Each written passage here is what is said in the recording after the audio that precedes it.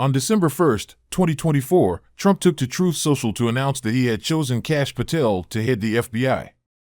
During the first Trump administration, Kash served as Chief of Staff to Acting Secretary of Defense, Deputy Assistant to the President and Senior Director for Counterterrorism at the National Security Council, and Principal Deputy to the Acting Director of National Intelligence.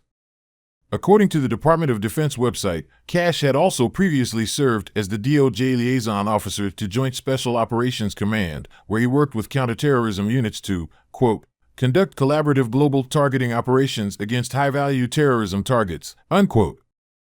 In 2023, the Post-Hill Press published Kash's book, Government Gangsters. And it is a hit list of political figures to be targeted. Kash even once quipped that he would shut down the FBI's Washington headquarters. The FBI's footprint has gotten so freaking big, I'd shut down the FBI Hoover building on day one and reopening the next day as a museum of the deep state. However, Kash went on to propose that he would distribute the FBI personnel from Washington headquarters throughout the country. He does not intend to eliminate the FBI, as some on the fringes might hope. But his embrace of Trump's deep state rhetoric and enemies list has some spooked, and for good reason. Still yet to be confirmed, Kash has already begun his crusade by placing a former Trump administration official squarely in his crosshairs. We'll make you fall right down. Get ready for that Havana Syndrome sound. Yeah.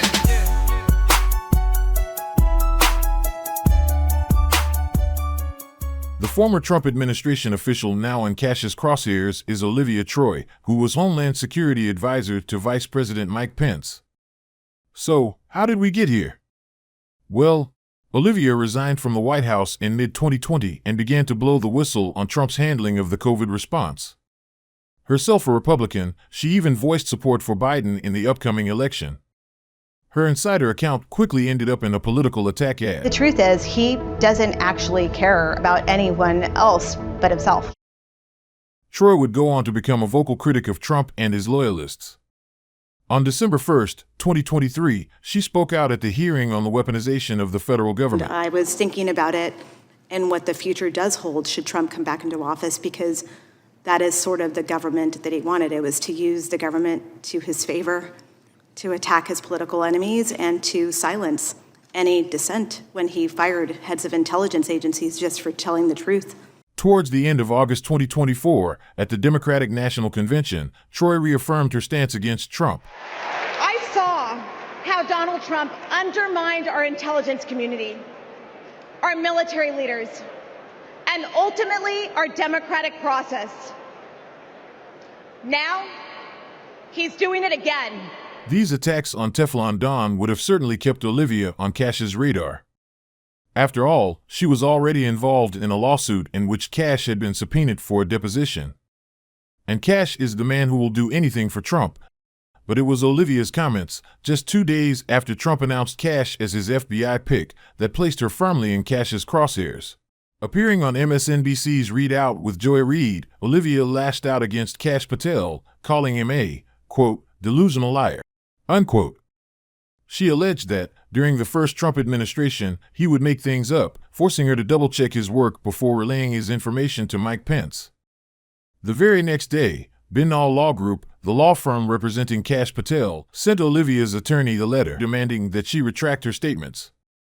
It stated, quote, Mr. Patel demands that you retract your lies in a public statement on your ex within 5 business days of receipt of this letter, unquote.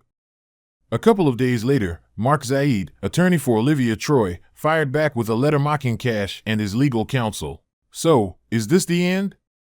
Or is it just the beginning? If Kash becomes head of the FBI, will he continue to pursue Troye? A recent article from Bloomberg provides some additional context. A spokesperson for Trump's transition team stated that with Kash at the head of the FBI, the focus will be on ending the weaponization of government and targeting crime rather than law-abiding citizens.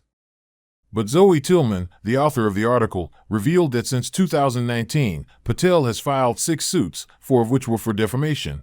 Troye's attorney implied that Kash will use lawfare to target his enemies if he becomes FBI director by stating, quote, the way to judge someone's future actions is to, at least in part, to assess what their prior conduct has been. Unquote. But, is there a more sinister form of lawfare? Olivia Troye's attorney, Mark Zaid, has represented federal employees affected by Havana Syndrome, the controversial, mysterious condition allegedly caused by directed energy attacks. Zaid even testified as a witness during a May 2024 Homeland Security hearing, where he indirectly referred to targeted individuals or TIs. Are any of you aware of any reported incidents from individuals who are not members of the United States government, domestically, I should say? Mr. Zaid, are you? There are many people who believe they are victims of AHIs. All you have to do is look at my Twitter feed whenever I post on the topic. I only represent federal government employees and their families, so I don't focus on the accuracy of those particular claims. In fact, Zaid's remarks reflect the broader tension around the Havana Syndrome debate, where claims of attacks are often dismissed or not fully investigated, while federal employees seem to receive more formal recognition.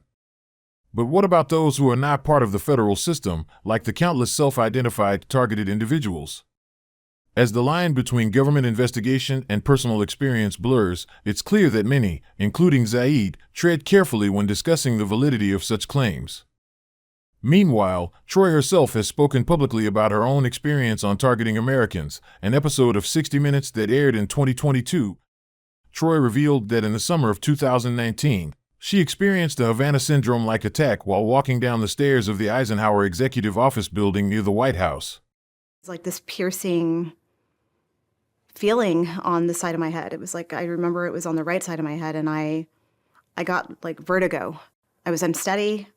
I felt nauseous. I was somewhat disoriented, and I remember thinking like, okay, if you don't fall down the stairs, like you've got to find your ground again and steady yourself. Roughly 1 year later, she again experienced possible anomalous health incidents near the White House. These incidents are eerily similar to the accounts made by others who claim to have been victims of directed energy attacks. Havana Syndrome is a popular topic among targeted individuals, or TIs, who view it as a form of targeting involving directed energy weapons, which they believe is closely related to their own alleged persecution. Some TIs claim to have suffered the effects of these attacks, which they often describe as symptoms similar to Havana Syndrome, including headaches, dizziness, and debilitating neurological issues. One such individual is Len Baer, a big-bearded immigrant from the former Soviet Union who has used his platform to raise awareness about both Havana Syndrome and what he believes to be a larger government conspiracy against TIs. Len has risen to prominence within the TI community due to his vocal activism centered on the promotion of a series of lawsuits brought by Targeted Justice, a nonprofit organization representing targeted individuals. According to Targeted Justice, individuals are being placed on the terrorist screening database without due process. Supposedly, these individuals who are added to the database under handling codes 3 and 4, subcategories for suspected terrorists, often face harassment, surveillance, and worse. Whistleblowers and political activists, like retired NSA analyst Karen Stewart, claim that their inclusion in these categories has led to years of relentless harassment, including stalking, property vandalism, and even physical harm. And here's another eerie part. Donald Jackson, who claimed to be a former Secret Service officer who served during the Obama administration, also came forward in February 2017, claiming to be a TI himself. He described being harassed on the White House grounds during his work, and his testimony was featured on Ella Free's podcast, Triumph Over Targeting. Both he and Troye were within the secure perimeter of the White House when they say they were allegedly targeted. How could this happen in such a tightly controlled environment? Is there more than one thing going on here? Now, if Kash Patel becomes FBI director and if the agency has, in fact, used mechanisms like the terrorist screening database to label individuals as targets, the question arises, will he use this power against those he sees as enemies, such as Olivia Troye? Many TIs believe Trump and Kash will dismantle the deep state. But as Lord Acton warned, power tends to corrupt, and absolute power corrupts absolutely. Could those who are soon to come to power end up employing the very tactics they once denounced? I saw you on NSBNC crying. Now you lie, your face on fire. I can't just let that be. You're the delusional liar. Yeah, you better take back what you said.